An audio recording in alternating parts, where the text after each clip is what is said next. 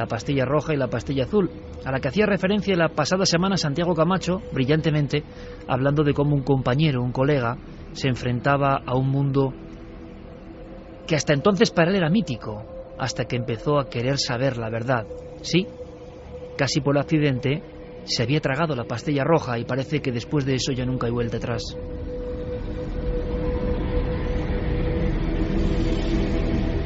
Y yo quiero imaginarme una gran mano con una pastilla azul y una pastilla roja, y vosotros podéis decidir. Esta noche incluso no me extrañaría nada que apagaseis la radio. No me extrañaría nada, repito, porque el programa no es fácil.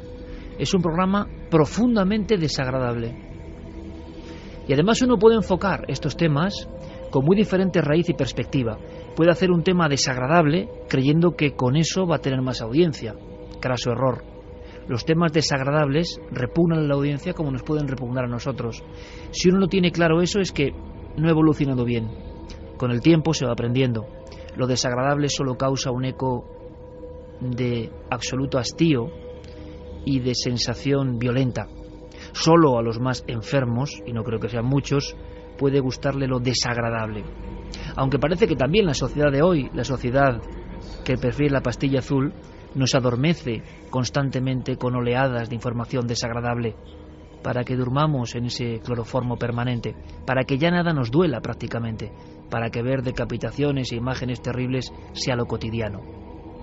Uno puede enfocar un tema profundamente desagradable con otro objetivo, que es el de esta noche. Por eso, sinceramente, y esto es un tabú, ¿no?, un pecado para un comunicador, yo de verdad comprendo al que esta madrugada no quiere escuchar Milenio 3. Porque veréis, nosotros somos un programa que pretende ser luminoso. Nosotros somos un programa, componemos un equipo que pretende aprender siempre con vosotros. Somos un programa que pretende arrojar luz sobre algunos asuntos. Somos un programa que si alguna vez cometió ese pecado, porque todo el mundo ha estado explorando, se dio cuenta de que el miedo, el terror, lo desagradable, lo sangriento no sirve para nada porque sí. No es entretenimiento. Y si es entretenimiento, es un entretenimiento vano, banal, absurdo y que no conduce más que a la propia oscuridad. Llegó un momento en nuestra vida, en el aprendizaje, en que supimos que nos interesaban muchas otras cosas y nos interesaban más, y que a veces se podía hablar de la oscuridad con un objetivo diferente. A veces nos zambullimos en la ciénaga para identificar al enemigo, para saber que esto puede ser verdad, porque tampoco hacemos ningún favor al enemigo, a la semilla diabólica, como se le ha nominado incluso aquí, en este programa por parte del maestro Enrique de Vicente. No hacemos ningún favor, digo, si ponemos la mirada en otro lado. Tampoco queremos regodearnos, no queremos hacer un programa para morbosos, repito. Pero, ¿seríamos periodistas honestos si ante determinados casos que casi nadie quiere contar nosotros apartásemos la mirada? ¿Estarían contentas las víctimas? Tantas víctimas, niños y niñas, que han perdido sus vidas en manos de personas siguiendo ritos y cultos y con alma absolutamente oscura, podrida y satánica.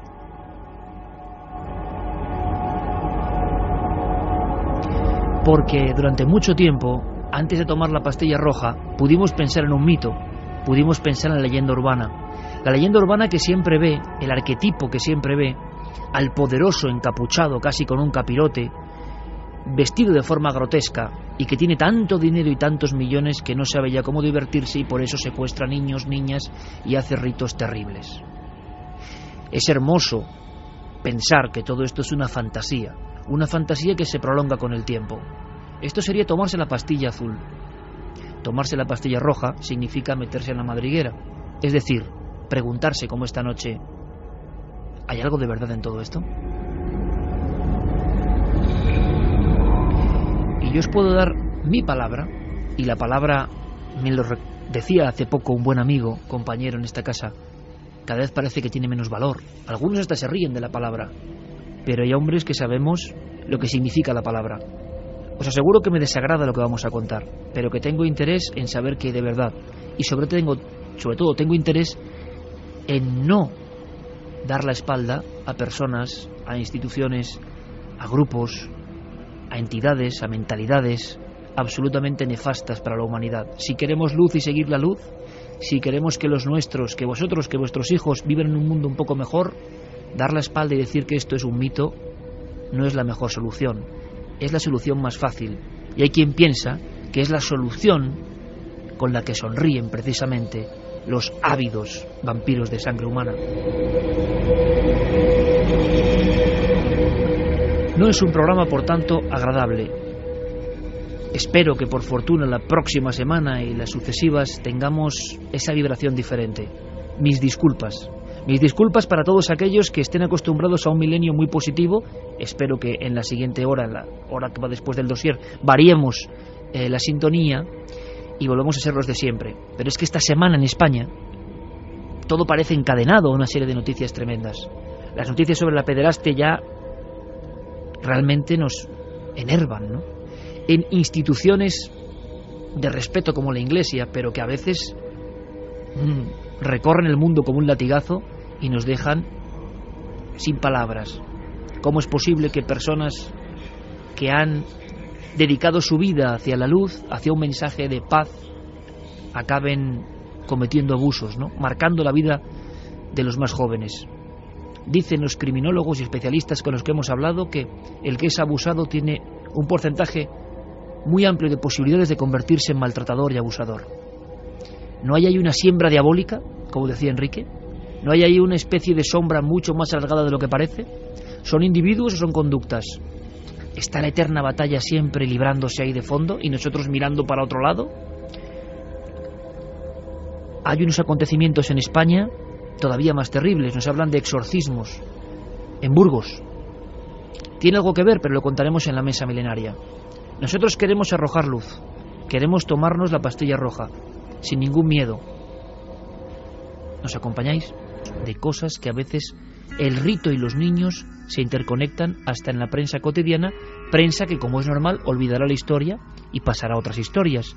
Y nosotros nos quedaremos con la sensación de Neo. Hay algo que no encaja en todo esto. ¿Por qué hay personas que piensan desde siempre que los niños son una parte del rito? Clara, buenas noches. Muy buenas noches. Ejemplos. Vayamos a Brasil, por ejemplo. Sí, Brasil, y no hace mucho, en el año 2012, en el distrito de São Domingos, en el estado de Pernambuco, fue hallado el cuerpo de un niño, Flanio de Silva Macedo, de 9 años, que había desaparecido unos días atrás cuando había salido a realizar, pues desgraciadamente, tener que trabajar a los 9 años a cargar cajas. El cuerpo estaba decapitado. Las 2 manos y los pies habían sido atados y presentaba señales de haber sufrido abusos sexuales. El cuerpo estaba en estado de descomposición y desnudo. La cabeza, Iker, estaba situada a 1 metro del cuerpo. Los dientes habían sido arrancados. Y el escenario, que era un lugar abandonado, se encontraron amuletos, muñecos de vudú, recipientes que contenían alcohol, flores, piedras e incluso huesos de animales, o no se sabe bien de qué tipo, no identificados.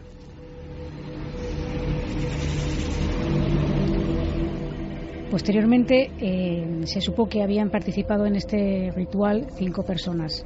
Y se supo porque una pareja de 62 años y de 51, ella, la mujer, decidió confesar el crimen y entonces contó lo que había ocurrido y fueron detenidos todos. Fue detenida su pareja, como decimos, y también inculparon a 2 hombres de 33 y 31 años y a un pai de santo, que era el que, según la denunciante, les había pagado 400 reales por secuestrar a un niño y traérselo. En este informativo de las sombras, hablando de cosas recientes, nos damos cuenta ya de otros factores. El niño, el secuestro, es decir, contra su voluntad, poderosos, sean de baja estofa o de alta sociedad. Lo vamos a descubrir esta noche en un tema tabú. Un tema que yo creo, lo hablaba con Santiago Camacho, no se ha tocado jamás en la radio de esta forma, sinceramente, porque ha habido mucho temor. Vamos a tener muestras de ese temor en periodistas y compañeros muy reconocidos. Meterse aquí es como... sí, tomarse la pastilla roja, que se te caiga la venda de los ojos. Casi no queremos ni creer que pueda haber algo de esto. Pero algo organizado, algo estructurado. La gran pregunta, ¿y en España? ¿Pasa en todas partes menos en España? Acontecimientos de última hora, Carmen, elementos que parecen eslabones de una cadena que puede que no tengan nada que ver, pero que significan que esa pulsión que une niños con sangre, ritos, ocultismo, está permanentemente. Pues sí, en la India también ha ocurrido esta misma semana un ritual en el que un hombre secuestra, asesina y se come a un niño durante un ritual. ¿Qué pretendía? Pues pretendía conseguir poderes especiales. ¿Y para qué? Para luchar contra los fantasmas, que eran los que guardaban un tesoro. Para eso dijeron que tenía que secuestrar a un niño, hacer un ritual con él después de unas oraciones. Lo que hizo fue matarle, sacarle los ojos y los riñones, los llevó hasta un templo hindú y esos órganos los cocinó allí y se los comió. Creía, además, pues un poco llevado a cabo por otros 5 detenidos que hay, que le estaban asesorando y le estaban, además, pues empujando a que cometiera ese crimen, todos pues con la cosa de que verdaderamente iban a encontrar ese tesoro si hacían un sacrificio de un inocente, de un niño pequeño, y así lo hicieron. Me ha contado Carmen, salía en Teletipos ayer mismo. Es decir, repito la sensación, yo sé que no es agradable y vuelvo a pedir disculpas. Depende de vosotros, queréis saber la verdad o no. Darle al play en el podcast a partir de mañana o bajar el dial de la vieja radio. Nosotros queremos saber. Lo que estamos viendo es que ningún continente se escapa de la creencia de que el niño puede proporcionar qué. Luego, claro, nos contará la simbología del niño en el rito ocultista. ¿Por qué? Y no olvidéis, siempre para que sepamos. La información, en este caso, puede ser nuestro único escudo. Nuestro único escudo. Porque reírse y decir que son tonterías no nos va a salvar de que esto siga ocurriendo. Con un poco de información, ¿qué se puede hacer? Bueno, eso lo hablaremos luego, pero por lo menos mejor es saber que esto no es una creencia de 4 locos. El mensaje que siempre se nos da es que son 4 locos. Y uno empieza a pensar si eso no es forma de tranquilizar, de no dar demasiadas pistas. Porque como vamos a ver esta noche, muchos casos terribles demostrados de investigación se toparon, lo decimos claramente, con una enorme mano negra que hizo que simplemente se dejase de investigar. Por si alguien puede pensar en cuestiones, la India, Brasil. Hemos empezado con España y un caso de esta semana. Terminamos brevísimamente con Italia, la vieja Europa, la culta Europa. Sí, en el año 2008, en el sureste de Italia, se arrestaron a 4 personas, entre ellos la madre de 2 niños de 11 y 13 años, que había obligado a sus hijos, a sus pequeños, a prostituirse en ritos de lo que aparentemente eran ritos de magia y espiritismo. La madre ejercía la prostitución en la calle y ya en casa ofrecía sus hijos a otros clientes. Las sospechas saltaron 2 años antes, en 2006, pero no fue hasta 2 años después cuando se detuvo a esta mujer y a los otros participantes. Los niños, según declararon, eran obligados a tumbarse en una cama en la que estaba rodeada de velas, mientras diversas personas que habían pagado previamente para esto se situaban alrededor y recitaban palabras que ellos no podían entender, como si fueran en otro idioma o en una especie de letanía.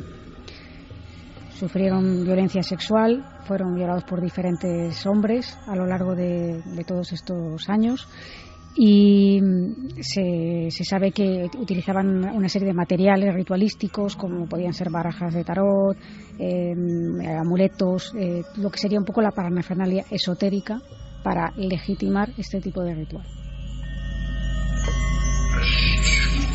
Termina aquí el breve informativo, más que el informativo, el muestreo para que veáis que nada es ajeno, ningún continente, ni nuestro propio país, cosas raras, deslavazadas. La pregunta que nos hacemos ahora es, ¿hay algo que los una? ¿Hay de verdad lugares, grandes mansiones de personas muy ricas donde se hace esto? Es que esto es el viejo cuento, como de fábula de Esopo, ¿no? Cuento de Perrault, que nos llega a la cabeza, nos lo hemos creído, pero luego cuando hemos sido adultos, gracias a Dios, hemos sabido que era una mentira. O la mentira es pensar que era mentira, y resulta que estos señores de las sombras sí que hacen este tipo de ritos. Son tan poderosos como para borrar todas las pistas. En un tiempo de aparente democracia y de luces, ¿esto se puede ocultar? Porque la mayoría de los casos son esto, parece un pobre loco, parece una vieja prostituta. Lo que vemos es que hasta en los más bajos escalafones de la sociedad, y desde antiguo hay una relación entre la sangre, el sexo, la violencia, el rito y a veces la muerte.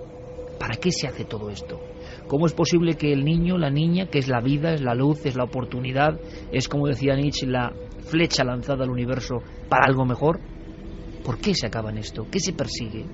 El dossier de Santiago Camacho empieza ahora y es sobrecogedor. Con nosotros Fermín Agustí, Noel Calero, Guillermo León y Diego Marañón, con todo preparado. Es un viaje a lo profundo del abismo, pero repito, siempre para tener por lo menos una linterna en mitad de la tiniebla, porque ir a ciegas, riéndose, mirando para otro lado en mitad de la tiniebla, sirve de bien poco. Santi, compañero, buenas noches. Buenas noches, Iker. Prometiste investigar, prometiste esta información. Enrique de Vicente adelantaba algo en su columna. Él hablaba clarísimamente de fuerzas en colisión, fuerzas en la cúspide ambas, la luz y la sombra, peleando. No hay por qué creer que la sombra vence, ojo, pero hay que conocer un poco a la sombra. Vamos a escuchar a una persona, porque vamos a empezar con este documento que nos va a poner la carne de gallina a todos, por todo lo que significa. Hablamos de una estrella de la televisión. Hablamos de una gran estrella de la televisión. Antes de escuchar su voz, la voz de esta persona, vamos a intentar expresar y que veamos todos la escena que corresponde. Estamos en 1977, en un escenario lleno de luz y de color, de un programa musical mítico en la televisión británica y mundial, el Top of the Pops. Su presentador, Jimmy Savile, recibe los aplausos y va a presentar al siguiente artista. Y lo hace como tiene costumbre, abrazando muy estrechamente a una jovencita de unos 11 o 14 años, en esa banda de edad, a la que no deja de abrazar en todo el rato y que parece ciertamente azorada. Sonríe nerviosa, pero lógicamente está con Jimmy Savile. Es posiblemente una de las personalidades más destacadas del mundo de la comunicación en aquel momento. Escuchemos ese momento. Indeed. It says here, kiss me slowly and squeeze me tightly. My goodness, these hats get all over. Right, now then, gonna make you a star, as it happens, is the title of our next tune. And all the young ladies have flocked over there. I can stand here, Marion, except for this one that I've pitched. Because gonna make you a star with David Essex. Oh.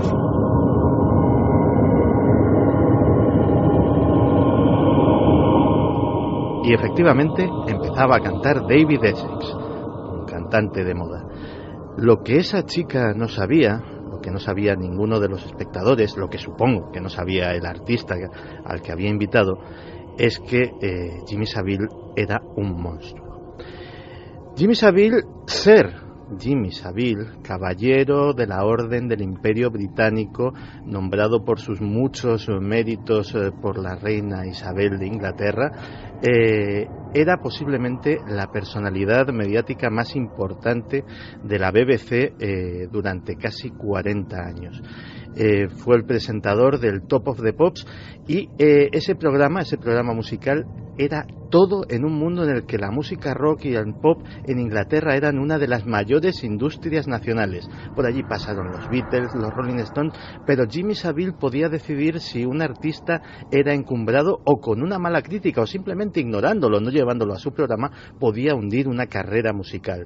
Podía convertir a una chica normal de cualquier barrio en una estrella de cine simplemente llevándola como invitada a su programa. Podía convertirla en una modelo, podía convertirla en una estrella de la canción. Su poder era inmenso, era una personalidad enormemente rica. De hecho, no solamente presentaba el Top of the Pops, sino que presentaba además una serie de programas, todos ellos dirigidos a un público infantil y juvenil. Lo que se supo mucho más tarde, después de su muerte, era por qué le interesaba tanto ese público.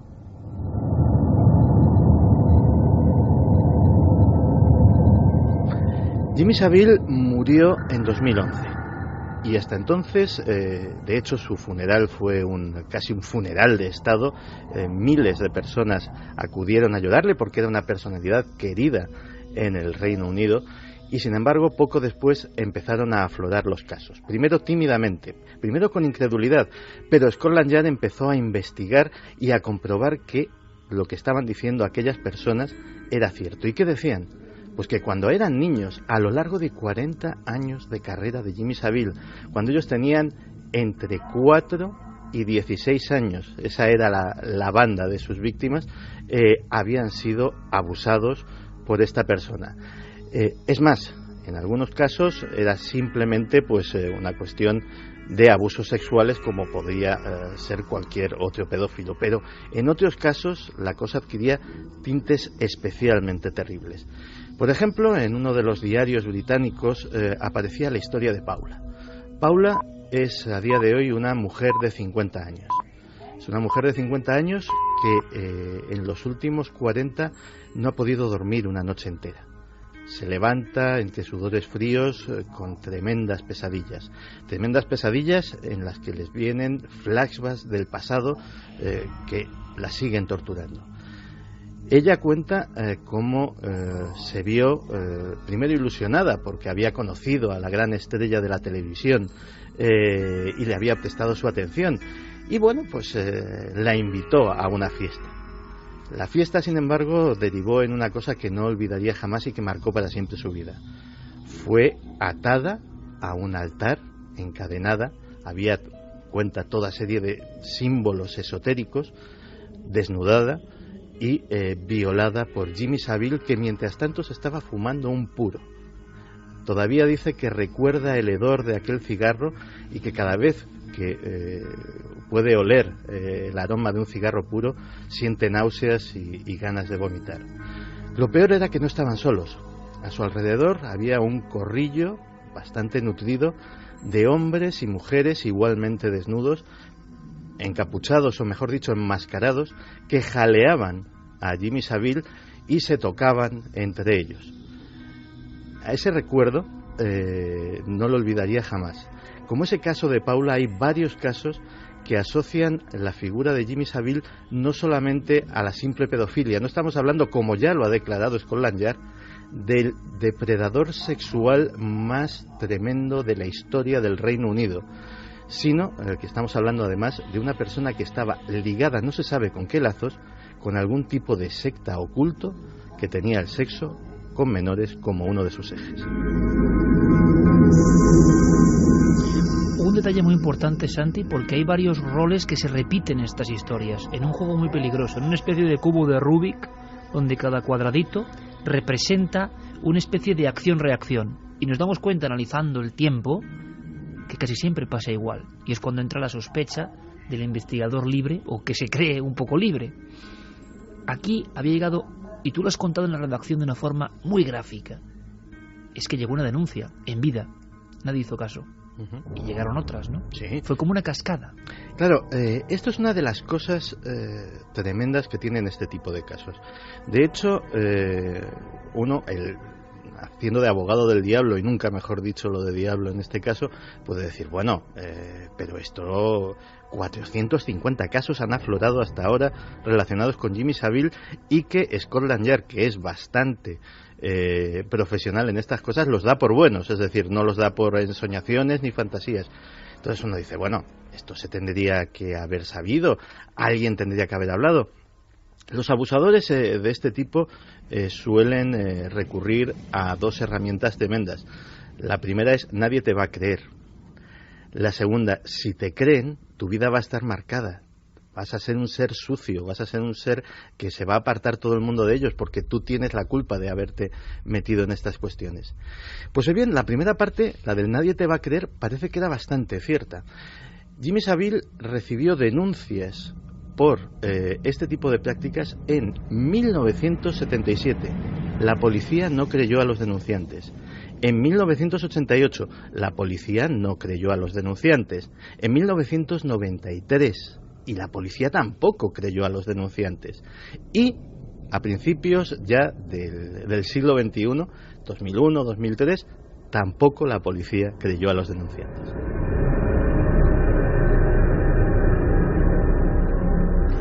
Nuestra misión y nuestro compromiso, lo hemos comentado en muchas ocasiones, sobre todo en los últimos tiempos, es despertar. El concepto de despertar no es ser más culto que nadie, ni más inteligente, ni más listo, ni más guapo. Simplemente tomar conciencia de todo esto que ocurre en un mundo donde la información va tan rápido que a veces no nos enteramos de las claves. Un buscador de claves tiene que estar despierto. No tiene que creer todo lo que le digan y tiene que jugar con mucha paciencia con las barajas de la equivocación, de las falsas alarmas, evidentemente. Pero hay un interés en él mucho más allá del oleaje de lo que va pasando y nos van contando. Hay un interés de buscar claves y entrelazar posibles conexiones o rutinas. Y aquí les hemos encontrado. La policía no hizo caso. Uno puede lanzar la pregunta esta noche a las 2:04 en la cadena SER. Se está hablando, por tanto, de que en algunos casos, según sean las personalidades implicadas, hay manos negras que desvían la información. Es raro porque precisamente en nuestro país estamos viendo cómo personajes muy importantes y muy encumbrados cumplen, ¿no?, con la ley por muy dura que sea, pero eso ocurre siempre y en estos casos. ¿Y qué símbolos esotéricos son esos? No queremos hacer un programa ni lo estamos haciendo de pedofilia, que es un tema muy desgraciado y muy terrible, sino cuando ésta se une al rito, a un rito que busca ¿qué? Solo placer, solo depravación, solo poder, solo secreto compartido. ¿Qué hay detrás de todo esto? Y sobre todo, ¿por qué viene desde la más remota antigüedad? Otro elemento, Santiago Camacho ha dicho fantasías, alucinaciones, sueños. Siempre la ciencia ha hablado de que estos casos eran mito porque había mucho de fantasía y memoria falsa. Son dos términos que esta noche también tenemos que aprender con todos vosotros. Una institución mundial en la criminología, como es el profesor de la Universidad de Valencia, Vicente Garrido, el gran perfilador español, una eminencia en la materia y miembro, podemos decirlo, ¿no?, de este equipo desde hace muchos años, nos habla de la sorpresa, ¿no?, para los propios criminólogos, cuando de repente la pastilla roja actúa y aquello que pensábamos, que creíamos pensar, que queríamos pensar que era un mito, se convierte en datos concretos. Vicente Garrido. En el caso de Jimmy Savile y otra gente con poder que tiene capacidad para pagar con silencio, pagar el dinero, ¿verdad?, el silencio de muchas víctimas o simplemente el desconocimiento que pueden tener cuando los padres o responsables, cuando se piensa simplemente que se está haciendo pruebas o casting para sus hijos. Por una parte la ambición, por otra parte el protagonismo de esta persona, su imagen social de gente respetable. Todo esto puede contribuir a que no se sepa. Y finalmente, si estas personas, como en el caso de Jimmy Savile y otros, pues gozan de una situación privilegiada frente a algunos estamentos policiales, por desgracia, o aquellos que están participando en la investigación, puede derivar a través de dinero e influencias a que esto no se conozca.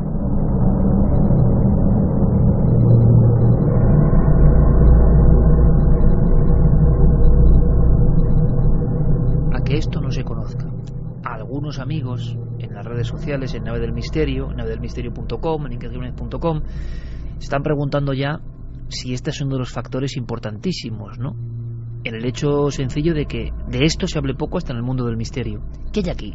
Rito, creencia, magia, grupos de poder, todo junto, personas tan importantes que manejan la realidad. ¿Hasta qué punto hay también parte de mito? Vamos a ver dónde queda esta noche la balanza. De momento, hace 15 años, hasta para los conspiranoicos de cabecera, todo esto era poco menos que increíble. En las revistas de nuestro gremio se hablaba de vez en cuando de satanismo y cuestiones parecidas. Vinieron en algunos casos a arrojar luz con su crudeza, ¿no?, como La Orden del Templo Solar y otras que comentaremos aunque sea brevemente. Historias que pasaron del mito de lo que parecía a fotografías de las autopsias, por desgracia, y de los lugares con la toma de muestras. El CSI llegaba y veían que estarían más locos o menos, pero la conjunción en este caso de grandes fortunas, ritos iniciáticos y niños secuestrados se producía. Luego podemos pensar que claro, esto solo pasa pues en lugares tan subdesarrollados, ¿verdad?, entre comillas, como Bélgica, Holanda o Suiza, y que en España no pasa nada. Cada uno que saque sus conclusiones. ¿Habrá pasado esto en España? ¿Ocurrirá? Si es así, pensar que es un mito nos convierte en ignorantes, y el ignorante siempre tiene las de perder. Ocurrió algo en el mundo de las revistas, y es un secreto que contamos esta noche. El mundo de las revistas del misterio, que por cierto siguen estando en las revistas del misterio, que es sorprendente y desde luego nos congratulamos como periodistas, ¿no? El mundo del misterio en España tiene diferentes cabeceras, conocidas por todas, que hemos trabajado en esas revistas y que informan de esta cuestión. Bueno, pues era casi como un tabú, Santi. Venir con una historia de estas es como un tabú. Y la anécdota que cuentas, yo creo que es tan gráfica que nos va a meter en la dimensión de hasta qué punto esto es oscuro, hasta dentro de nuestro mundillo. O sea, lo que estamos haciendo hoy es oscuro hasta dentro de nuestro mundillo. Pues sí, de hecho, nos lo va a contar Enrique de Vicente, y era algo que no me acordaba yo de ello. O sea, me he acordado cuando él nos ha recordado esa historia, y es que efectivamente hace muchísimo tiempo yo ya me interesaba por estas cosas, y había un caso tremendo en Estados Unidos sobre el que escribí un reportaje para la revista Año Cero. Durante muchísimo tiempo yo me he negado a aceptar la posible utilización de niños y de doncellas durante rituales satánicos en nuestros días, porque en tiempos pasados está bien documentado que se daban. Y aún más me negaba a aceptar el sacrificio de niños o de chicas jóvenes. Quien me abrió los ojos a esta posibilidad que me parecía demencial fue precisamente Santi Camacho hace más de 15 años, cuando me propuso escribir un artículo sobre el encubrimiento Franzi. Ese era un turbio asunto en el que estaría implicado el club de Ak-Sar-Ben, una supuesta sociedad secreta de Nebraska, en la que participarían las personalidades más prominentes de Omaha, incluidos importantes políticos republicanos, algunos muy próximos a la familia Bush, y que realizaban orgías con muchachas jóvenes secuestradas, algunas de las cuales desaparecieron y supuestamente fueron asesinadas. Esta historia que me contaba Santi Camacho me pareció tan inaceptable y tan peligrosa que me negué a publicarla. Ahora ya no pienso así. Creo que esto forma parte de un mundo regido por el mal desde las sombras, del que se ha hablado y se ha denunciado desde la más remota antigüedad, y temo ahora menos a los tontos útiles que se ríen de mis denuncias que a ser obligado a callar de una forma u otra.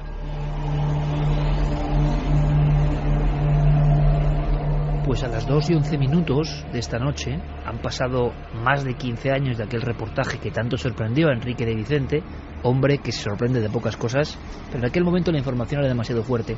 Era como darle verosimilitud a una cosa que parecía mítica, que casi por salud mental nos parece mítica. La organización de estos grupos. Santi lanzaba, 15 años después, la pregunta sería ¿dónde están sus investigaciones? Si estaba en esos términos, ¿dónde están ahora? Hay una palabra que lanzó la semana pasada Santi como un término, casi como anzuelo, para que estemos todos muy atentos. Dossier Dickens sería la última historia que tiene que ver con todo esto. Tiene que ver con todo esto y enlaza de nuevo con el infame Jimmy Savile. Porque estos testimonios de personas ajenas a él mismo, de una forma organizada, asistiendo a sus abusos sexuales, más otro tipo de preguntas que últimamente tiene Scotland Yard que le llaman mucho la atención. Por ejemplo, ¿de dónde sacaba Jimmy Savile el poder para satisfacer otra de sus apetencias? Por lo visto tenía acceso, insisto, esto es información contrastada de Scotland Yard, que parece más de leyenda urbana que otra, tenía acceso a varios hospitales londinenses donde se le permitía acceder a cadáveres de seres humanos entre 4 y 87 años, porque se sabe hasta a qué cuerpos con nombres y apellidos accedió, para abusar de ellos o someterlos a las manipulaciones que él considerase oportunas, porque desde luego nadie sabe qué hacía con esos cadáveres. También podían ser ritos, pero desde luego a Scotland Yard toda esa parafernalia de poder le llamó la atención, como le llamó la atención a un diputado laborista llamado Tom Watson, que en 2012, en plena sesión de control al Parlamento británico, al gobierno británico en la Cámara de los Comunes, hace la siguiente pregunta, y él dice que tiene la certeza de que hay una poderosa secta pedófila ligada a personajes del Parlamento y del gobierno británico, y hace referencia por primera vez en el Parlamento a un nombre olvidado, el Dossier Dickens.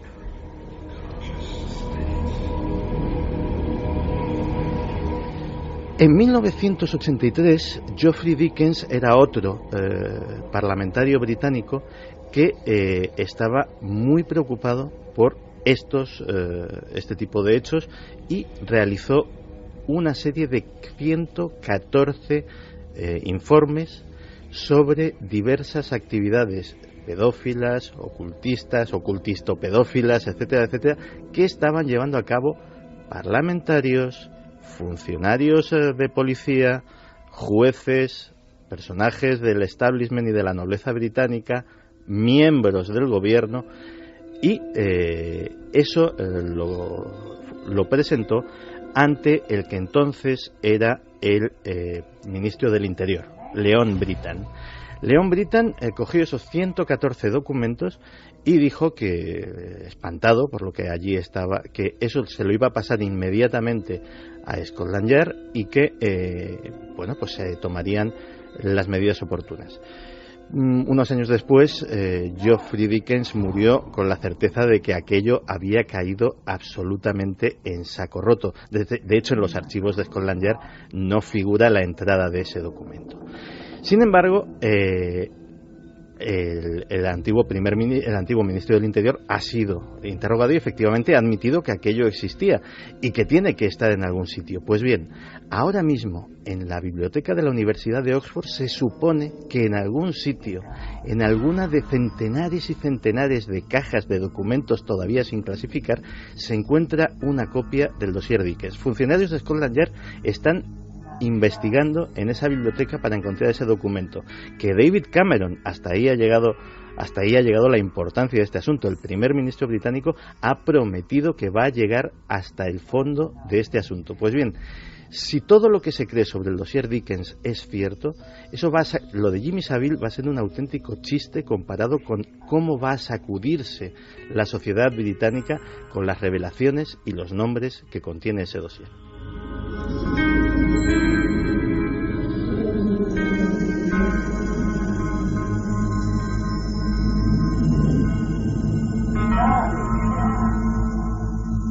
Esto es Greenhouse, en Liverpool. Es la primera casa en la que se centran los rumores de los sin nombre. En 1962. Este es Santini. Empieza a destacar a principios de los 60 entre los círculos esotéricos de Londres. Esas cosas estaban muy de moda en aquella época, ya sabéis. Por lo visto, el tal Santini llevó todo eso mucho más lejos. Hablaba de crear su propio grupo, una especie de sociedad secreta o secta parareligiosa, no está muy claro. Se habla de un rastro de desapariciones y secuestros por allí por donde pasan. Siempre en lugares distintos para no ser descubiertos. Si una niña cayese en manos de esa gente, ¿para qué la podrían querer? Mutilación, tortura, la práctica del horror como camino de la purificación, el sacramento de la atrocidad final. Sería algo así como la síntesis del mal absoluto. Un acto de barbarie tan monstruoso que les haría alcanzar un nivel superior de conciencia, como una llave a una dimensión elevada, de poder, de placer, todo sin límite. Una fórmula distinta de santidad. Al final todo es lo mismo. Los extremos se acaban tocando.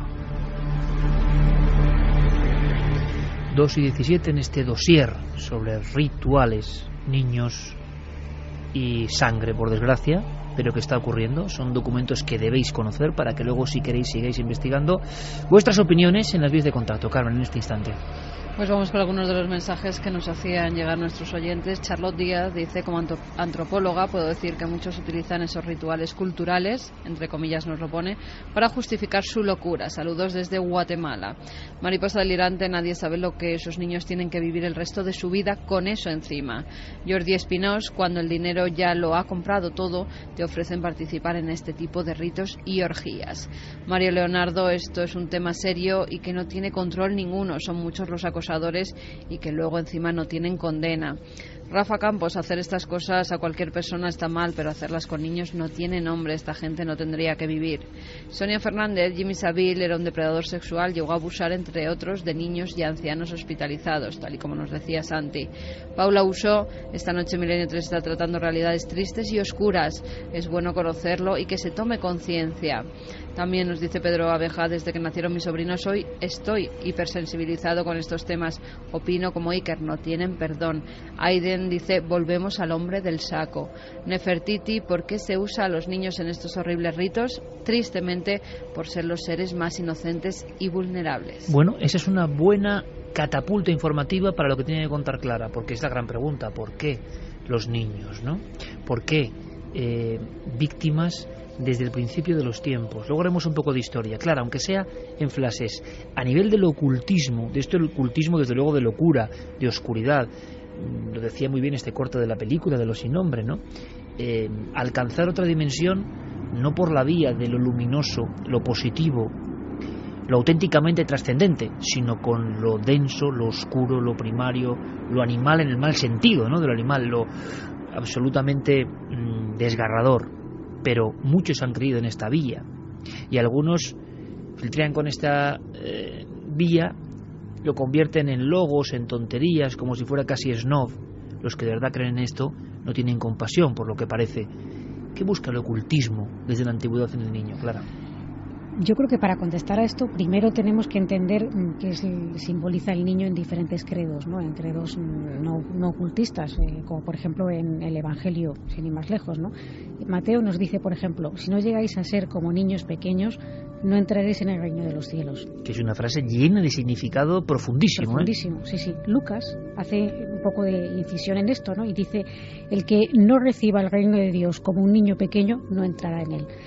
¿Qué se nos está diciendo? Pues se nos está diciendo que la infancia es igual a inocencia, como ha explicado una de nuestras oyentes, ¿no? Es el estado anterior a que cometamos la falta que nos convierte en pecadores. Y, por tanto, significa simplicidad y espontaneidad. Pero, por ejemplo, en el taoísmo tenemos también a grandes pensadores, como Xuanzé, que dice, a pesar de vuestra avanzada edad tenéis el frescor de un niño. Se busca ese frescor, esa inocencia, esa espontaneidad y, sobre todo, esa no intencionalidad en los actos, ¿no? Esa no reserva mental.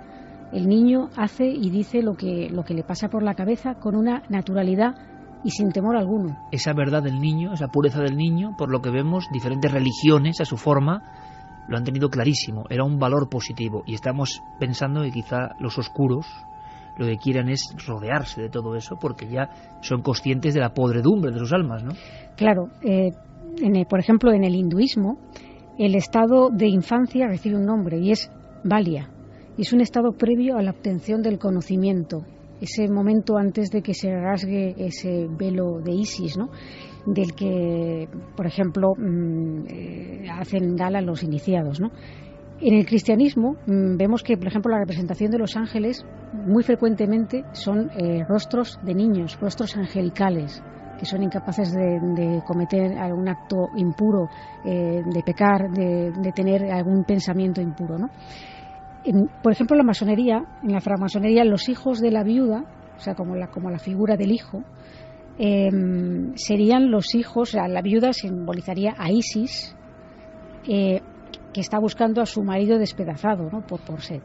Y, o bien la madre del arquitecto Irán, que es el constructor del templo de Salomón, ¿no? También es la personificación de la naturaleza siempre fecunda, siempre en constante avance, ¿no? Por eso para ellos el hijo son hermanos, en realidad son los hermanos y es la solidaridad. Entonces, si entendemos que la figura del sacrificio es igual a un intercambio que se realiza o bien con la energía creadora o la energía espiritual y siempre para obtener algo a cambio, cuanto más preciado sea lo que sacrificamos, cuanto más valioso sea, mayor recompensa vamos a recibir a cambio, ¿no? En esta especie de trueque. Por eso tiene varios significados el sacrificio. Por una parte está los sacrificios por expiación, por purificación, por apaciguar a los dioses también, o incluso por la forma de implorar algo, ¿no? Pedir algo con vehemencia. Entonces, yo creo que viendo estos simbolismos nos queda claro que hay una parte de los rituales que en lo que quieres conseguir esa inocencia que has perdido, pero ¿en base a qué? Y por otra parte también nos está hablando de que esa pureza es lo más preciado que se puede ofrecer en ese intercambio.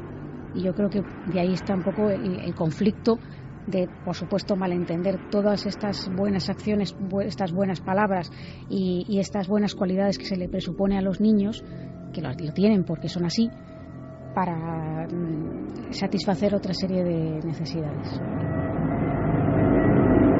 Hasta hace prácticamente nada, Santiago, los investigadores de la mente, de la criminología, los psiquiatras, descartaban muchos de estos casos de niños que decían haber sido abusados en un altar con símbolos extraños, niños que no habían sido asesinados, que podían contarlo, con un concepto que era memoria falsa. Bueno, no hasta hace nada, sigue siendo el dogma, sigue siendo la opinión mayoritaria que la inmensa mayoría de los adultos, con el caso de los niños ya es más complicado porque generalmente el niño no tiene, por su propia inocencia obviamente, no tiene capacidad para fantasear con según qué escenas, con lo cual si un niño de corta edad te cuenta datos muy gráficos de un tipo de ceremonia, de un tipo de actividad que solo puede conocer un adulto sexualmente desarrollado, pues lógicamente es muy poco probable que esté mintiendo. Pero en el caso de los adultos que relatan, que se declaran supervivientes de este tipo de abusos rituales y que relatan cosas de su infancia, se estableció una corriente en la psicología que decía que todo esto eran simplemente fantasías y había un término que era el síndrome de memoria falsa. Simplemente que en determinadas situaciones traumáticas, en estados que se llaman disociativos, pues el cerebro cubría los huecos con escenas y situaciones completamente fabuladas. Nos lo explica el doctor Gaon. El que existan síntomas o sensación de haber sido abusado y tener memorias falsas no está reñido con que haya habido abusos también en otros sujetos. Yo me he encontrado, la verdad, con también muchos de estos síntomas en los que las personas no era capaz de precisar, en los que muchas veces parecía más bien una fantasía. Pero claro, ello a su vez no puede excluir los casos reales. Y el propio doctor Gaona, que ha tratado este tipo de casos, nos hablaba del cortocircuito mental, Santiago, que se produce en muchas de estas víctimas, que es otro problema para la investigación. Cuando alguien llega denunciando, hay tantas lagunas, se ha llegado a tal umbral de la vejación, del dolor, de la incomprensión, que partes del cerebro da la sensación, ya que son elementos realmente de electricidad, que se han fundido. El daño ha sido absolutamente letal. Es que muchas veces cuando el rito ha sido llevado a cabo de forma sistemática, ese estado es lo que se pretende. Cuando se abusa en un entorno ritual de un niño, solo se pueden pretender dos tipos de cosas. Usarlo como sujeto sacrificial, es decir, como víctima propiciatoria para inmolarla, sea su sufrimiento, sea su sexualidad o sea directamente su vida en el altar de algún tipo de dios oscuro, etcétera, etcétera, o cuando el grupo tiene una cierta trayectoria en el tiempo, simplemente es una forma de reclutarlo, es decir, de generar la nueva generación. Entonces es muy útil el generar lo que se denomina, lo que decía antes, estados disociados. El sometimiento a un estrés continuado y ritual es básicamente una de las cosas que se llevan a cabo cuando se quiere lavar el cerebro a alguien. La identidad normal del sujeto pretende, y lo consigue, huir de ese sufrimiento, de ese trauma constante, y genera una nueva identidad. Genera una identidad que es la que puede ser escrita por el sectario, la que puede ser escrita por el que está lavando el cerebro, en este caso a un niño, pero es exactamente el mismo procedimiento que se utiliza para lavar el cerebro a los adultos, para escribir sobre ella como en una tabla rasa, de tal manera que el nuevo sectario embrionario ya lo tiene ahí criado. De ahí, por ejemplo, que muchos de estos abusos no sean abiertamente sexuales. En algunos casos, por ejemplo, hay torturas a veces simuladas. Uno de los casos más crueles, aunque no tenía apenas daño físico de los que me he estado documentando, se lo contaba a Clara hace un rato, era que uno de estos niños abusados era atado a una silla al lado de la cual había un cuchillo de importantes dimensiones bañado en lo que parecía sangre y se le vendaban los ojos. El torturador lo que hacía era arañarle con la punta de una aguja para que el niño creyera que estaba siendo cortado, que estaba siendo descuartizado por ese cuchillo tremendo que había visto, provocándole un sufrimiento y un trauma tremendo del que luego era aliviado al ver que no le había pasado absolutamente nada. Pues bien, ese tobogán mental es precisamente lo que lleva a una persona a anular por completo su identidad y ponerse en manos de ese ser todopoderoso que es el torturador. Los trastornos disociativos suelen ocurrir cuando la persona, digámoslo así, no es capaz de soportar la realidad. En ese instante hace un corte, un verdadero apagón de entrada del resto de los sentidos y entra en un estado disociativo en el que su mente, su conciencia se aparta de esa realidad, ¿no? Por ejemplo, cuando una persona es violada, es un claro ejemplo de un trastorno disociativo relacionado con un trauma.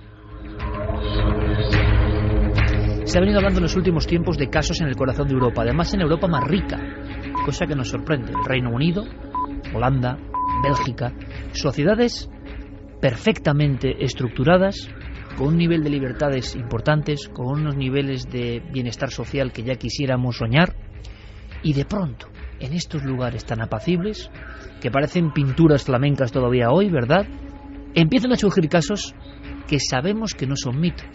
Por eso sorprende todavía hoy el trato despectivo a estos supuestos grupúsculos, supuestos iniciados. Yo mismo he sido, lo reconozco, muy crítico con esta idea de los poderosos.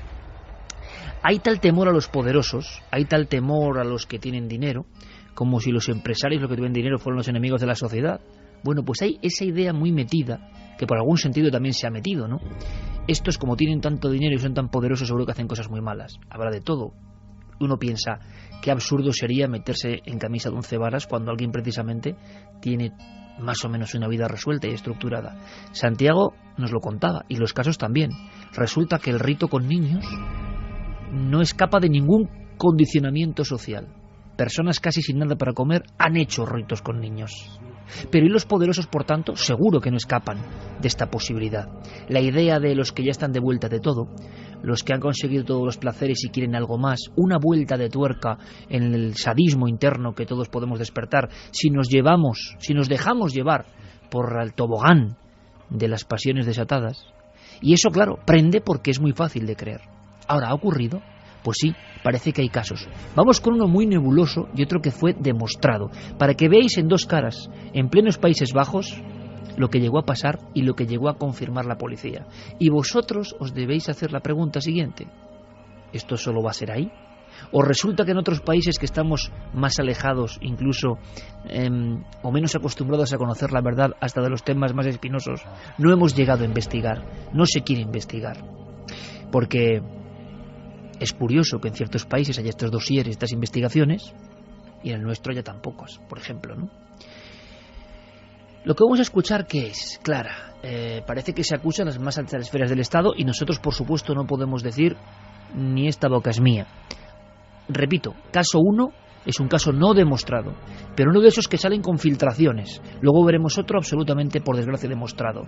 Esto impresionaba, Clara, hasta hemos dudado si meterlo o no meterlo, pero lo metemos como arquetipo de lo que parece que muchas veces ha pasado, en Holanda en concreto. Sí, hemos estado dudando hasta el último minuto en meterlo. La persona que va a hablar, que vamos a escuchar a continuación, se llama Anne-Marie van Blindenburg, y es una mujer que estuvo casada durante 24 años con un mafioso holandés que pertenecía a una organización criminal que, según esta mujer, se dedicaba a, entre otras actividades criminales, a tomar chicos, niños de centros de detención de jóvenes en los Países Bajos, tanto en Holanda como en Bélgica, para llevarlos supuestamente a trabajar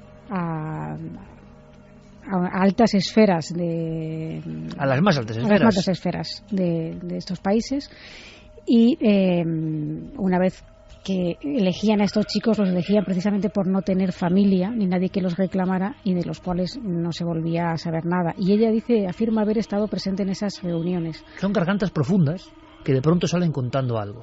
Se les puede creer o no. En este momento, en la sociedad de la información, pueden dar su mensaje. Como siempre, pueden ser creídos o no, pueden ser exageraciones o no. Pero es dramático lo que cuentan, sobre todo por la escenografía. Clara, has dicho otra cosa que es clave. Los niños que no tienen padres, que no tienen nadie que les tutele, esos parece que son las víctimas en casi todos los casos que hemos ido persiguiendo por Europa, también en otros continentes, ¿no? Es más fácil hacer desaparecer a alguien que no va a ser prácticamente buscado. Pero escuchad, amigos, la fuerza de este testimonio y luego opinéis, por supuesto, con libertad. Es uno de los últimos testimonios que está clamando lo de siempre.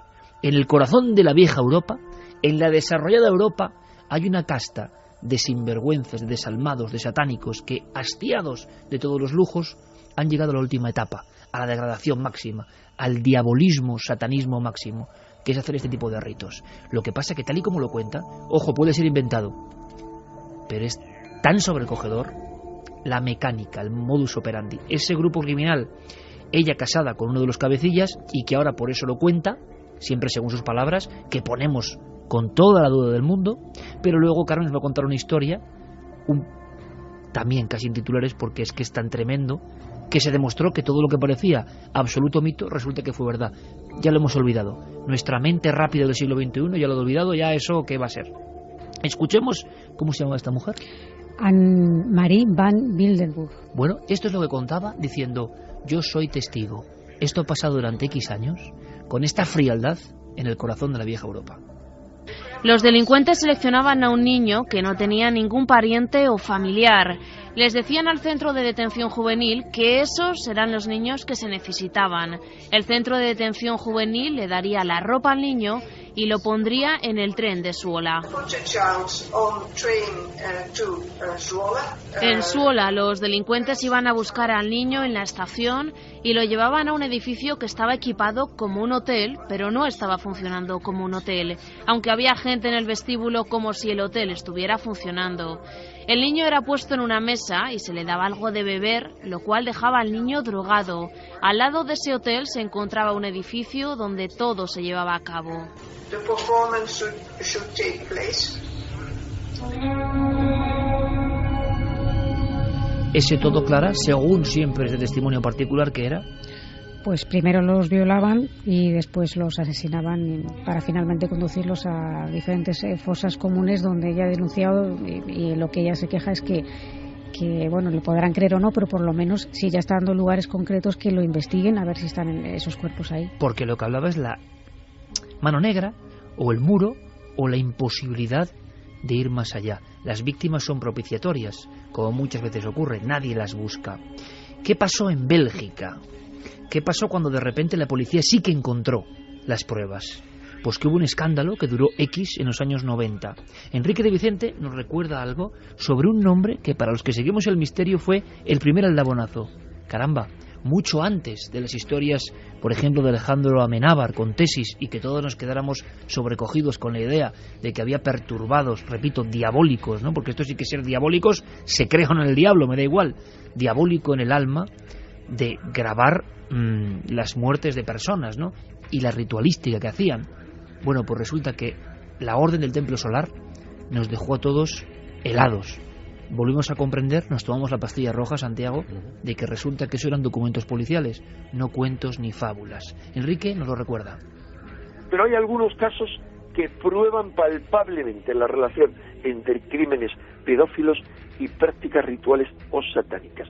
El más famoso es el escándalo Dutroux, que conmovió a toda Europa y sobre todo a la sociedad belga, porque este Dutroux era un criminal en cuyo jardín se encontraron los restos de chicas a las que había secuestrado y martirizado, y que se descubrió su conexión con potentes grupos ocultistas y brujeriles, que es otra historia muy larga, algunos de los cuales acabaron suicidándose. Lo importante de este caso es que implicaba a autoridades belgas al más alto nivel, No quiero dar más detalles porque algunos son personajes muy prominentes todavía en los medios de comunicación. Obviamente, aunque este Dutroux se pudrió en la cárcel, se echó arena sobre el asunto. Y el maestro Enrique de Vicente, que vuelve a dar varios códigos. ¿Os dais cuenta? Los eslabones al final, sea cual sea, haya exageración o en este caso datos concretos, todos replican una serie de constantes. Se echa arena sobre el caso, hay personajes prominentes, hay una especie de obstrucción para la investigación, hay ritualística y hay una especie de ejecución por algo que se nos escapa, que parece de película, pero Bélgica entera se aterrorizó cuando surgieron los crímenes del Templo Solar. Y es bueno, porque aquello acabó en el marasmo de la información, saber, aunque sea gráficamente, qué pasó de verdad, qué se pudo comprobar de verdad. Bueno, pues se pudo comprobar que entre el 30 de septiembre de 1994 y el 22 de marzo de 1997 murieron 74 personas que pertenecían a la Orden del Templo Solar. Todo empieza con Josep Dimambro y con Luc Juret. El primero era un joyero y el segundo era un médico. El primero estaba obsesionado con el esoterismo, pero además se cree que detrás de la Orden del Templo Solar había blanqueo de dinero, conexión con la mafia y también tráfico de armas, con lo cual había gente muy poderosa que tapaba a estas personas que pues decidieron hacer una especie de secta donde también se sacrificó a niños. Se sabe que un niño de 3 años, que además había sido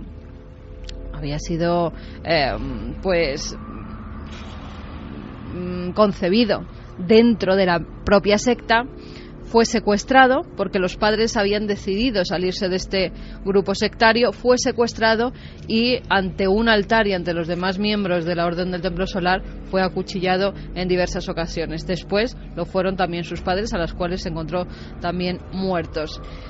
Los asesinatos y los suicidios masivos pues se hicieron, además tenía conexiones hasta España, Iker, llegaron a haber miembros aquí en nuestro país, en Estados Unidos también, en Bélgica, en Suiza, en Canadá.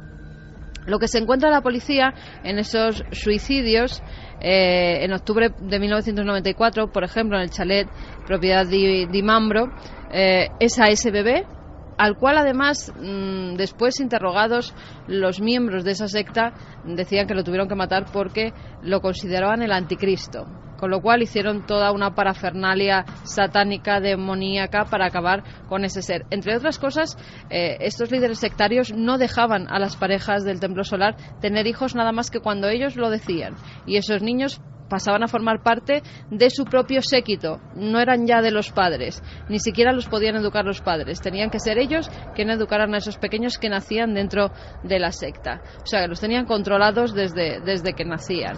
Algunos ni siquiera estaban registrados en los registros oficiales donde se debe dar de alta a un niño cuando viene al mundo. Bueno, empiezan los suicidios masivos el 15 de diciembre de 1995, 16 personas, entre ellos hay 3 niños, son encontradas carbonizadas y con heridas de bala. En principio se dice que son suicidios, lo que pasa que fueron suicidados, porque se supo luego que habían ingerido pues muchos tranquilizantes, algunos de ellos incluso tenían pinchazos de agujas, con lo cual algún tranquilizante les habían inyectado, y después muchos de ellos tenían la mandíbula rota, tenían bala en la cabeza, y otros sí que es verdad que tomaron veneno y además se pusieron una forma muy concreta. Algunos estaban los primeros que se encontraron, entre ellos los 2 líderes, estaban en un círculo dentro de una sala completamente roja que era donde se hacían los rituales. Otros, en cambio, estaban con forma de estrella. Todos creían que iban a viajar a Sirio, que era la estrella donde pretendían salvarse. Y además la mayoría de ellos, fíjate, la mayoría de los sectarios eran gente de poder, era gente con mucho dinero que había dado todo lo que tenían a estos líderes. Esta es la gran pregunta final del dossier. Esto se sabe que es verdad, esto no es ningún mito. 74 personas y muchos de ellos niños, con ritos por en medio. La pieza que quedaba es verdad que era gente con mucho poder, que hasta Enrique habla con mucha prudencia. Personas muy importantes todavía estuvieron en esos círculos.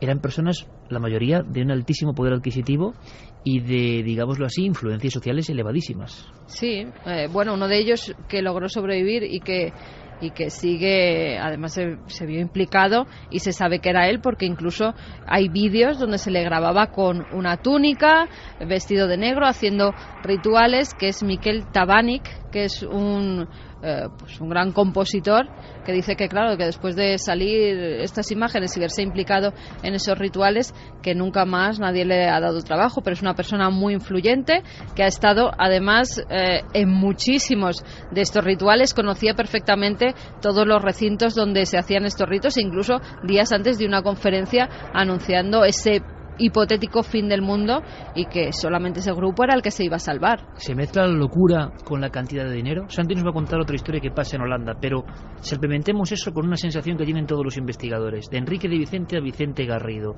y a mí me gustaría escucharlos juntos. Cuando uno se pone a investigar, bien sea desde el punto de vista del misterio, desde el punto de vista de la criminología o desde el punto de vista de la ciencia forense, se encuentra con una especial densidad que impide que muchos datos salgan a la luz.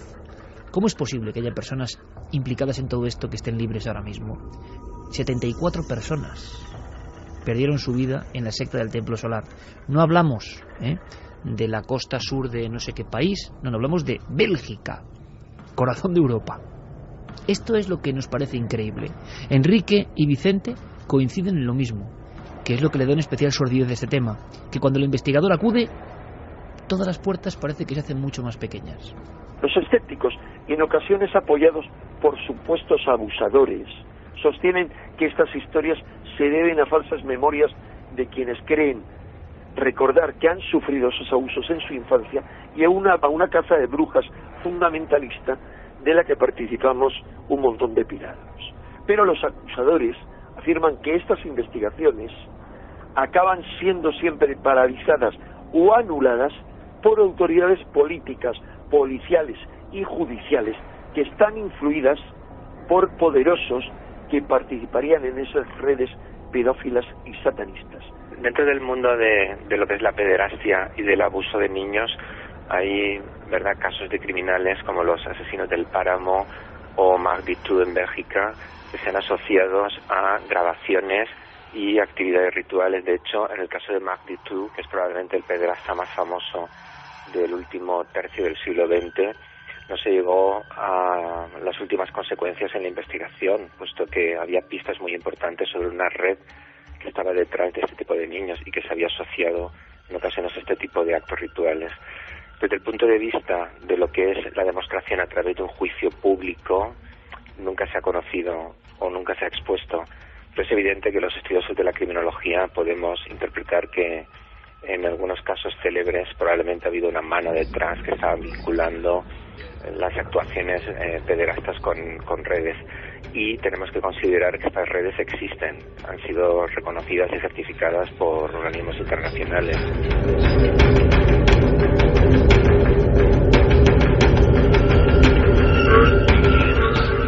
Mira,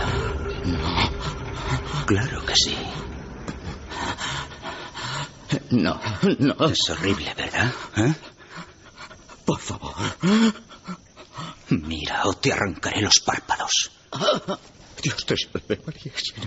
Para eso nunca ha ayudado a nadie. Por favor, llévate lo que quieras. Eso, suplica. ¿Ellos a ti te suplicaron? No pude contenerme, no pude. Por favor, tienes que entenderlo. Yo tampoco puedo contenerme. Pero nunca podría hacer eso con niños, no como tú. Niños, jamás. Nunca. ¿Por qué? Por principios. Era Dexter, el ejecutor de asesinos, ¿no? Santi, Holanda, la gran pregunta, aunque sea muy brevemente, Holanda nos cuentas para que veamos si ocurre en Holanda, cada uno que saque sus conclusiones. La gran pregunta que se hace todo nuestro público es: ¿y España? Pero cuéntanos ese caso de Holanda que sí que se demostró y confirmó. Sí, de hecho, el caso de Eude Pequela es posiblemente, de todos estos días de documentación, del que menos voy a contar, del que más sé y del que peor sensación me he llevado. Hay cosas. Pero claro, cuando te metes en el trampolín y te tiras, nos ha pasado muchas veces, podemos arrojar información, pero que cada uno saque su conclusión, ¿no? pero luego uno se queda con ese fango por encima, sí. Tardas días en quitártelo, ¿eh? Hay testimonios que he leído de este caso, testimonios de los niños que preferirían hay cosas que preferirían no saber. De hecho, el tema del cuchillo procede de este caso. En 1987, en Oude-Pekela, que es un pueblo de Holanda de unos 8.000 habitantes, empezó a suceder algo extraño por todo el pueblo. Los niños entre 4 y 11 años empezaron a mostrar comportamientos extraños. Pesadillas, terrores nocturnos, insomnio, mojar la cama, comportamientos poco habituales, pérdida de apetito, hasta que empezó a tirarse del hilo y se averiguó lo que pasaba. Hubo un caso que afectó a más de 70 niños. 70 niños que contaban cosas, como decía antes, cuando el testigo es un adulto, siempre puedes decir, bueno, ha fantaseado, ha añadido. Cuando el testigo es un niño de 5 años, hay determinadas cosas absolutamente inenarrables que no puede saber de ninguna de las maneras si no las ha experimentado. Los casos de Oude-Pekela el gobierno holandés tuvo que destacar a un pequeño ejército de psicólogos para dar apoyo y para averiguar qué sacaban de los niños. Los psicólogos, acostumbrados a escuchar prácticamente de todo y a ser ellos los que daban soporte moral a la gente en condiciones difíciles, acababan llorando, acababan con crisis nerviosas. Los psicólogos, ante los testimonios que estaban escuchando. Para describir por encima y sin entrar en ningún tipo de detalles qué era lo que sucedía, todos hablaban de un payaso. Un payaso que recorría las calles de la ciudad y iba atrayendo a los niños con sus globos, con sus risas, con sus bromas. Luego los introducía en una furgoneta y lo siguiente que sabían los niños es que estaban en un lugar desconocido donde un grupo de adultos enmascarados los torturaba, abusaba de ellos de formas... abusaba de ellos. Había cánticos, había sacrificios de animales y después de lo que solo puede ser descrito como una ordalía, como una experiencia atroz, sería atroz para un adulto, o sea, dejémoslo ahí, pues se les administraba una dosis de rohypnol para que olvidasen buena parte de lo que habían experimentado y se les liberaba bajo la amenaza de si dices algo mataremos a tus padres. 70 niños. No hubo ni una sola detención, ni una sola pista, ni del payaso, ni del lugar, ni de los adultos enmascarados que abusaban de los niños.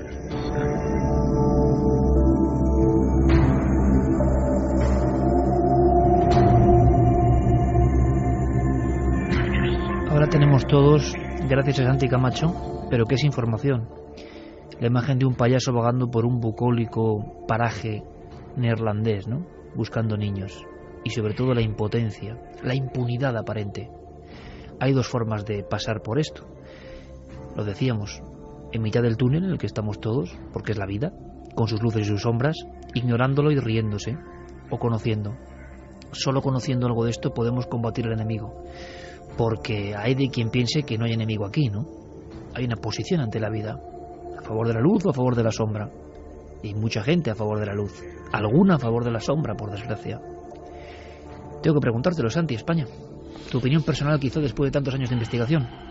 Pues hombre, algo ha habido que se sepa. De hecho, está el caso de la secta Edelweiss, en el cual pues había en un entorno... ¿Para ti sería de lo confirmado judicialmente? De lo confirmado 100%, de lo que no puede ser negado absolutamente por nadie, posiblemente lo más evidente. Es decir, estamos hablando de una secta que mezclaba un popurrí de cosas muy heterogéneas, desde los ovnis a las doctrinas neonazis, pasando por otra serie de cosas, donde la homosexualidad y algunos ritos de sangre, no de muerte, pero sí de autolesionarse con cuchillos y ese tipo de cosas, sí formaban parte de lo que se hacía también con chavales de entre 8 y 11 años, es decir, estamos hablando también de niños. Después está el caso que todos tenemos en la mente, Alcácer. Eso es la gran incógnita. Que fue un poco el templo solar español, pero que nunca se acabó de demostrar judicialmente. Hay personas que aseguran que hubo ese silencio también que impera todavía hoy, ¿no?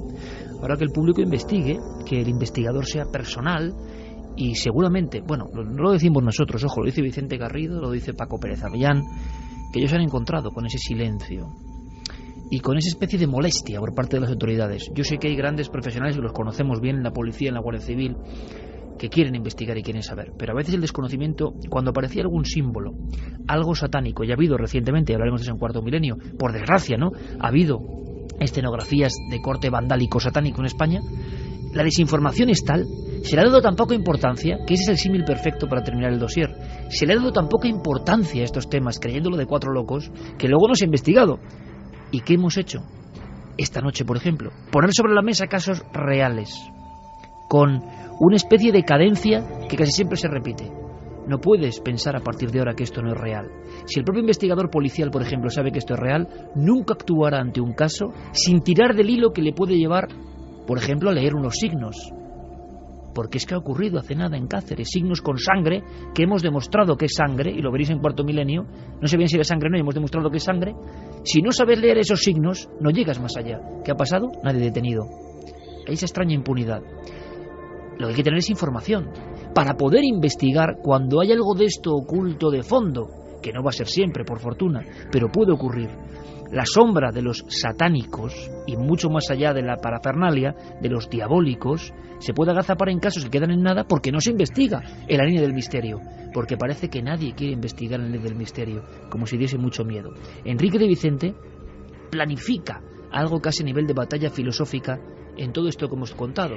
Recordar que empezábamos con un Enrique que recibía a Santiago Camacho hace más de 15 años con un informe que a él le dio miedo, y termina así. Pero hay también poderosas implicaciones energéticas ocultas tras estas prácticas cada vez más extendidas. Para unos pocos que realizan estas prácticas de forma consciente, y según gente como David Icke, para los seres diabólicos que supuestamente poseen u obsesionan a los pedófilos, los sufrimientos y los traumas que estos provocan a los inocentes que son violados por ellos se convierten en una jugosa fuente de energía psíquica con la que se alimentan, como nosotros lo hacemos con los animales, estos con los vegetales y los vegetales con el reino mineral. Santi, brevísimo, para terminar en este rito, podíamos ir a Grecia, a Roma, a los cartagineses, a las culturas andinas, a todos los pueblos han tenido otro tipo de rituales.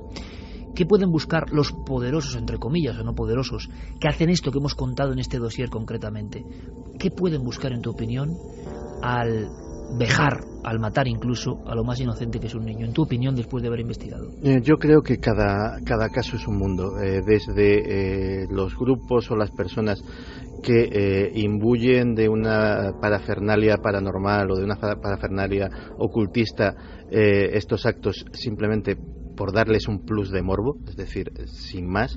Los que buscan a través de la creencia satánica o en otros espíritus aterrorizar aún más a las víctimas y a los propios acólitos a la secta, y luego los que realmente creen que se están ganando el favor de alguna entidad oscura, o creen que el sacrificio de la inocencia y desgraciadamente a veces de la vida de un ser humano, pues puede traerles algún tipo de lo que llamaríamos beneficio mágico. Santi, y nada, mínimo, ¿podemos hacer algo? ¿Las personas de a pie, los que nos oyen, podemos hacer algo? Pues mira, ya estamos haciéndolo nosotros. Hace mucho tiempo había cosas de las que no se podía hablar en esta sociedad. No se podía hablar de la violencia de género, no se podía hablar de un montón de cosas que de la propia pedofilia, sin esas implicaciones ocultistas. Y sin embargo, pues se va hablando de las cosas, se les va dando presencia, se les va dando visibilidad, y eso sirve simplemente para que quien más y quien menos sea consciente de que es una realidad que existe. Ser consciente, no se trata de vivir obsesionado con ello, ser consciente es lo importante. Despertar ante esta realidad.